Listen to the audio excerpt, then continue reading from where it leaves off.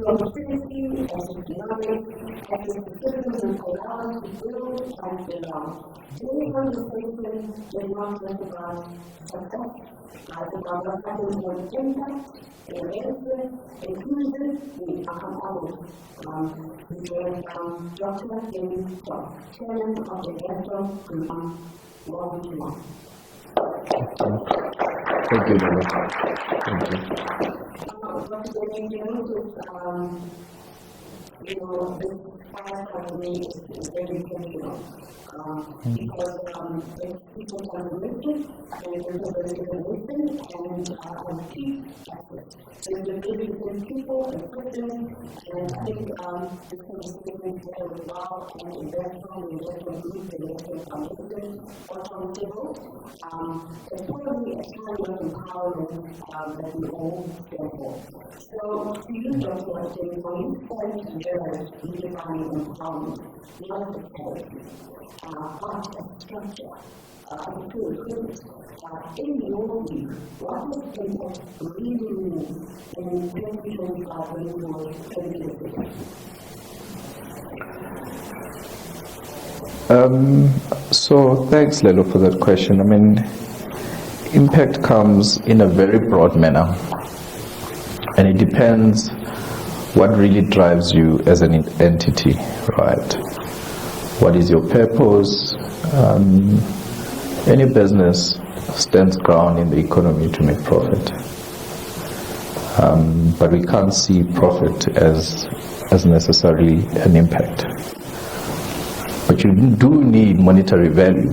You do need profit to really drive your purpose, which ultimately, gives you an output of impact.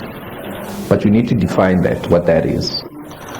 Perhaps the question being that what is our impact, right? What are we intending to give to the world and to demonstrate? And it has to be somewhat for us. It has to be tangible, Doc mentioned it earlier on, starting from a base of zero, of nothing, and then building up. And I think if you're starting from that kind of a base where, I'll utter his words as well, that most of us could be coming from, is that anything that you do, it's always driven by becoming an aspiration to somebody, right? And that is the most important thing that some of us gets to drive us. We could easily be lost in between the output of where that is, or how it looks like, because we don't have so many references in between to draw from. Because if you think about it, talk about 30 years of democracy. What has really happened within the past 30 years of democracy that we can reference from? So our referencing point is very limited. But what impact then means is that you define it for yourself and what that purpose is, because ultimately it means that we need to take it upon ourselves to make sure that we inspire, we aspire, and people get to see us living it. And we become the first, breeders of it on the forefront. And I think it's a huge task to take, because we are the first ones on the front line. We're the first generations to create real wealth. We don't go through systems of referencing to say we come from generation of inheritance. We don't have that, So, and we find ourselves, there's this concept of what they call low barriers of entry in business, right? And back then, it used to be very fashionable to get into any other business. Be it beauty, hair salons, be it selling hair, be it cleaning. We can think of other industries, right? But it was necessary to do it with any sector as long as you can put bread on the table. And if that's the area where you can create impact, let it be it. And the reality is, so much impact has been created in townships, where the real economy sits. We've got so many multitude of hair salons that are operating. As much as they're not corporatized as yet, but let's leave that out. The real factor is they have contributed to the economy. They may not be part of the mainstream economy, But look at the references of where they come from, what they have done. How many some of us are coming from that economy that has put us to this seat? You know what I mean? So impact is so vast, Lelo. So you just need to define it for yourself, because we're limited on where we're drawing references. But let's then carry it and become that reference ourselves.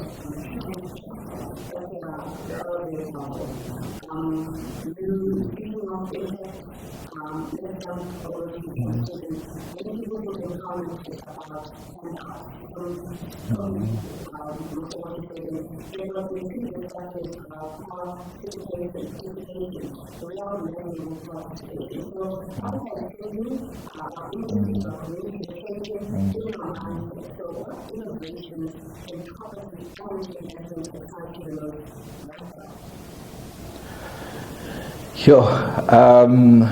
So if there's any industry that has a huge potential to drive this economy, let's leave fintech, let's leave all these other fancy things, it's really infrastructure. If you look at the volumes of numbers of employment that it's able to create, if you look at the budget spend of government throughout every time annually, it's huge.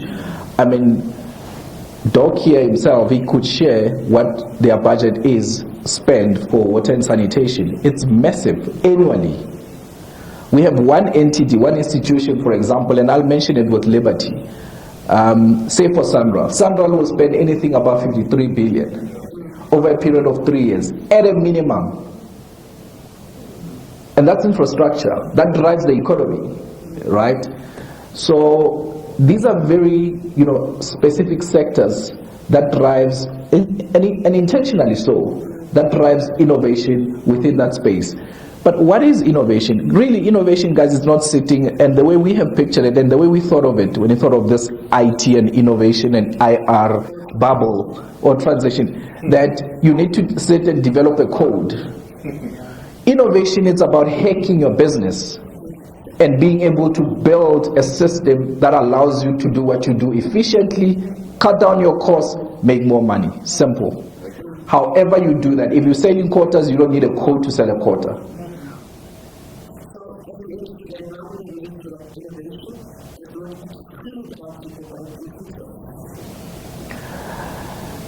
I think it comes back to the mindset, Lelo. I think we just need to shape it up a bit, because also when you say innovation, imagine sitting in this class with students that are learning what innovation is, or how to hack their business, or how to transition and grow their businesses, and we also use the wording innovation into it. The moment that is mentioned, it jumps into what? It jumps into IT. It jumps into developing codes. I think it's really just shifting that narrative a little bit to say, what do you need to do in simplicity to move your business from A to B, and how do you need to hack your business from that point of view? And if we could understand it and understand it from a layman's term, it makes it so much easier, because the bubble there is that the moment these words are used and so complex, such as innovation, I think where the real economy is, when you use that word, it immediately diminishes and it steals away the reality and the practicality of this person being able to develop what they can at the level of the business where they are. So I think we just practicalize it a little bit, because I'm passionate about the local economy. I'm passionate about transition of small businesses, transitioning into the mainstream economy.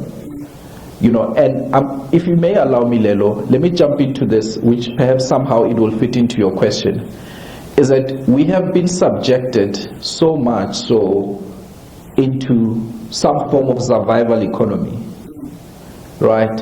As long as you're able to sell a couple of potatoes, or you have 5-10 taxis that are running, that are giving you 150 to 200,000 rand, you're contributing to the economy. By no means I'm saying you're not, you are. But do you understand what it means to integrate that, or to transition yourself from that economy, which is great to have, but to partake in the mainstream economy. I think that's also one of the most critical things that also feeds into a whole lot of other things. I mean, it can easily feed into impact. It can easily feed into what you do to innovate your business to get to that level. Defining moment in your presentation, you talk about the precedent for foreign business, the time and obviously more defining moment.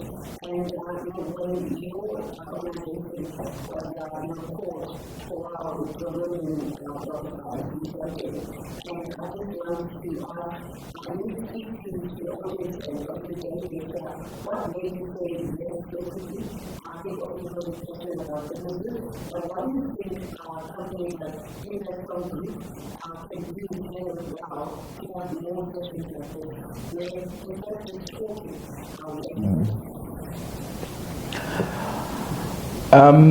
so the yes came very quick because I think firstly I told you that I do like your work, the work that you do in the property space, and part of our transition phase is to pay attention to property development market. We quite heavily invested in the infrastructure space. I mean, we do some of your projects through some of your water boards. So I won't mention any until we kinda okay. So it's us wanting to transition from this and service the private sector, but also play within the PPP space, right? And that for us feeds again into the mainstream economy. We are certainly within the mainstream economy right now, and we have validated and convicted ourselves in that space, right? But in that, mainstream economy, there are so many opportunities that you also need to tap into, which now part of us it's getting into the private sector. And Lelo, your next question, just repeat your last question again.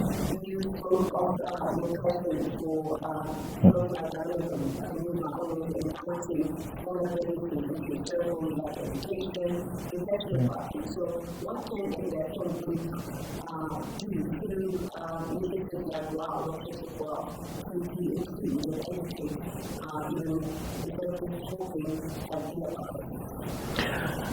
So certainly, as I was sitting there throughout the panels that we were listening to, the first thing that I thought of is, how does the property sector integrate construction in their value chain? And because what you guys perhaps not forgetting, but perhaps you need to pay attention to as well within your chain, is that there are SMME contractors that are contributing to building those houses that you're selling. So is what sort of a voice, regardless of how small it is, may have an impact on intervening on who ends up building these structures, especially on new structures. I mean, you mentioned a new project earlier on, so the contributing factor that you have the power as a developer sitting in that seat on who you bring forward to partake in developing that structure, right? And it's how are you contributing in this space with the power that you have? So where we can come in, I would like to believe, it's really just advocating for these SMME contractors to be given such opportunities where I believe, some of us with a little bit of knowledge that we have, we're able to support these contractors. It's no longer fashionable to have SMMEs running companies declaring no profit just because they are invoicing and they're buying food, they're paying rent, and they're taking kids to school. That's a nonsensical economy. We off that boat crossed a long time ago. For the past 30 years, key players have been robbing us from our economy. And we've been scrambling for pieces. So these are opportunities that we need to have because we're on the driving seat, right, Lelo? We're able to give that impact. So I mean, when we say, I'll put a number, say you have a 50 million project that you are doing, perhaps as a developer. I mean, you need to be very clear about it, 60-70% of the spend must go to SMMEs. No excuse. And it's within your control. You then partner with a person that you trust, that you know they're going to support, these SMEs. We've got blown away by one of the institutions that I mentioned earlier on that has developed a model of CDPs, community development programs. Each and every contract of theirs, and these contracts are in billions, they are very clear that a particular spend, they call it 30% CPG, needs to go into communities. And it's not your typical traditional 30% local spend that government sits there and just wants you to cross a box, or municipalities will just want you to cross a box and say, I've done this. They are there with you in the trenches. In actual fact, part of your successful completion is convincing them that you have that spend has been done, and the method of you achieving that. In actual fact, at the end of the day, once you achieve that, it informs a certain percentage of what the contract value that you're able to get as a bonus, should you achieve that to their satisfactory level. So it means that it is doable. So all I'm saying is that with the power that we have, I believe that an association such as yours as well, it's able to then be very, very intentional in these efforts, ensuring that we create inclusion for SMMEs. We can't be singing into municipalities and government and say, no, you are depriving our SMMEs and our local business community, you're not giving them opportunities. But we're sitting with these opportunities, and it's the very same opportunities we're taking them back to where? To the masters of the economy. In actual fact, the purported masters of the economy. Very powerful. I'm going to open up this space to open questions.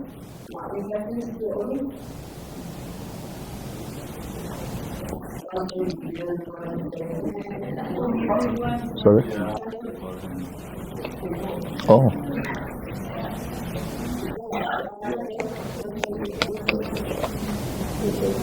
It's not a comment. I feel like of everything that I can say, I think WOW is a rock star. This conversation should have been somewhere on the telephone. Because we talked to a big black hat out there. I think the majority of us, black hat, I want to hear a voice that says, I think on our own we can do something. We can hold each other's hand.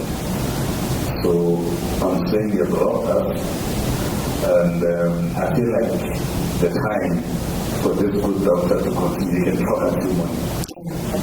Because it's talking to our issues, it's talking to them. This is not fake stuff, this is not science, it's practical.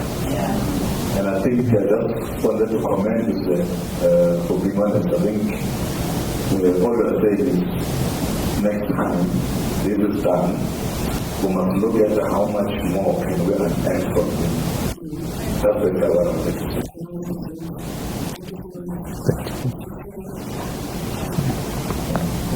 I just want to ask you, what are your thoughts in terms of township development? And I know earlier we were talk about having the lady spoke about how it's being her estate house.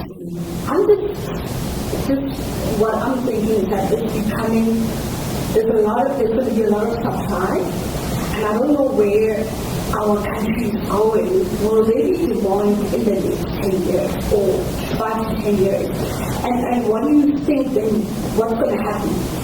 I'm just seeing the bloom, and everybody's building rooms and there's accommodation, and that is like where the black child is thinking, if I can get a place, build rooms, rent it up. What are your thoughts with regards to that? And where is it going to be in the next 5 to 10 years? Okay, thanks for that question, ma'am. So, to answer you simply, if you look at the likes of Pick and Pay, let's say even Remgro, right?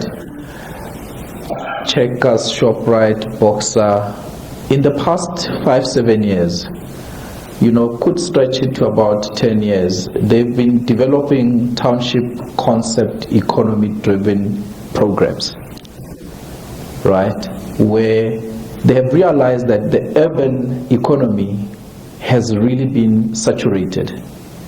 Growth within the urban economy has saturated. Right now, government stopped building, let me correct myself. They did not stop, because I think I'll be sued for this. Government kind of pivoted their model from building RDP houses and started building what are these? Yes, those structures, right? And those structures are now going into semi-urban areas. As much as they are still going to, the RDP houses still going into townships, some still going to rural villages. What this tells you, together with what the private sector market is doing in paying so much focus in the township economy, is that there is so much that is being declared. I won't speak numbers now, but we know the economy that sits within the townships that is not either declared or being partaken on. And these private entities that are listed have really realized, and they want, share of that economy. Right now, if you look at the growth factors of these, especially in the commercial retail side, malls are opening up in numbers in townships, in rural villages, including the concept containers of Checkers. When did you ever think you'll see a ShopRite in a village? And talk about growth. Now, if a listed entity that needs to go through a lot of channels before they get approval to go to a township, where they used to declare townships to be a worthless economy, today that's where they are. And they're targeting, unfortunately, as much as we want them there, they're still targeting the very same SMMEs, the economy of the township. So to answer your question, ma'am, that economy is vast. If you were to ask it from a global context, I would say, as much as we know that Africa is one of the most growing economy in the world, township is one of the most growing economy in this country.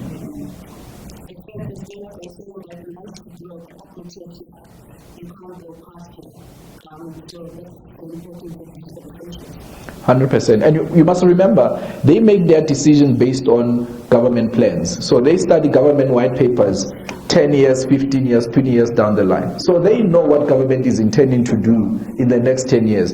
So I say, if you don't want to study the market, watch what these guys are doing and piggyback on them. Hi. Okay, so certainly your position is so powerful and it's inspiring in the daily. So my question is more around investment. What is your current appetite in terms of taking on new investments? And if you are looking at new investments at this point in time, what are your minimum requirements? What are you looking at? What are you like a list of documentation per se? I just want an overall idea.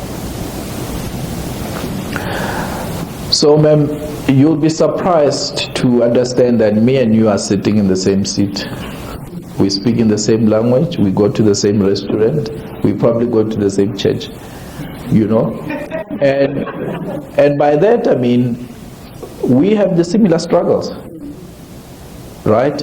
So, I'm not sitting here because I have a huge purse of investment to invest in your company. I certainly don't. But what I do have is having understood the concept of the mainstream economy and being held by someone and who then made sure that they gun blaze me, catapult me into the real economy.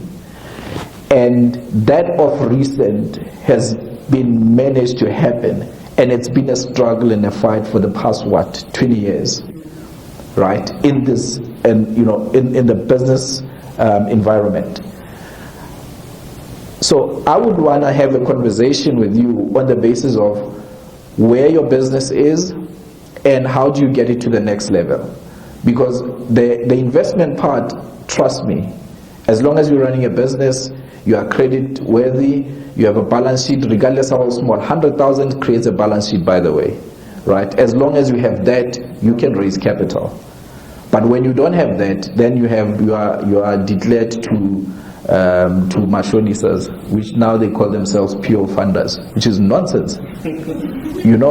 Those are just purely machonists, and when our business lived from machonistas, and we're taking ourselves out of that bubble, because that's really, just a way of just literally, suffocating your business. So I would not want you to have that conversation, but it's a conversation we can have any day.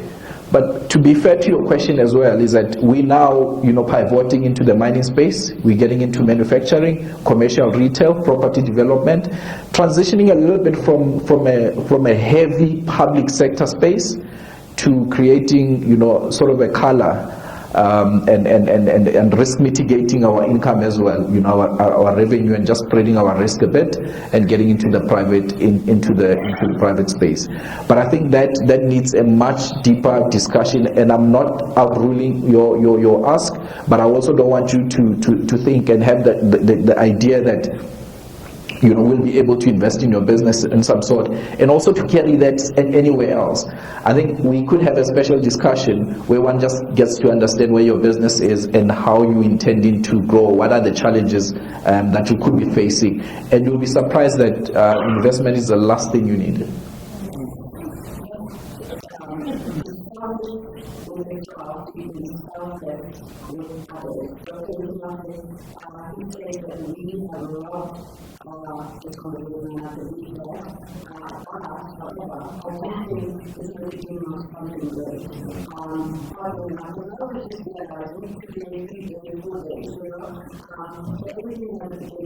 And thank you so much for joining us, Dr. Danny Tong. A lot of the things that if you go to www.w.W.25.com, you can click on all those sponsors, all the people that live here. Those are experiences. I'm working on the practice, I'm going to have this conversation for the paper. I'm going to talk to you, I'm going to talk to you, and I'm going to to the market, and I would say, don't really talking about so thank you very much. If you want to measure, go to the website, go on those, click on those logos, and there are two of them that organizing people to speak to, get in touch. And I think working is not the last part, and you stay in touch and you know that it is going to be. Thank you so much. Thank you.